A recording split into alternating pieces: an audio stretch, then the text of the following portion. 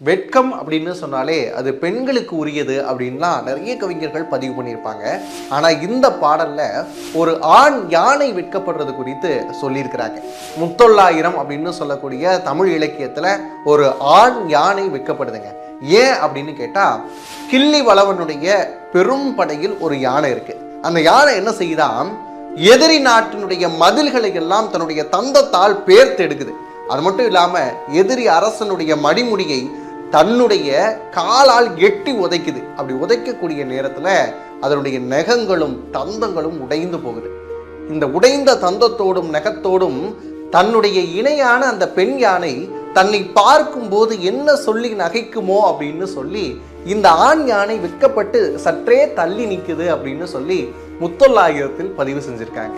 வெட்கம்ங்கிற உணர்வு பெண் ஆண் அப்படிங்கிற பாலினம் கடந்து உயிரினத்திற்கும் கூட நம்ம சொல்லி வச்சிருக்கக்கூடிய மரபை பார்க்கும்போது தமிழன் ஆறுயிருக்கு எல்லாம் அன்பு செய்திருக்கிறான் அப்படிங்கிற விஷயத்தை புரிந்து கொள்ள முடிகிறது.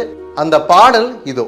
கொடிமதில் பாய்ந்திற்ற கோடும் அரசர் முடியிடறி தேய்ந்த நகமும் பிடிமுன்பு பொல்லாமை நாணி புறங்கடை நின்றதே கல்லார் தோல் கிள்ளி களிறு அப்படின்னு பதிவு பண்ணியிருக்காங்க.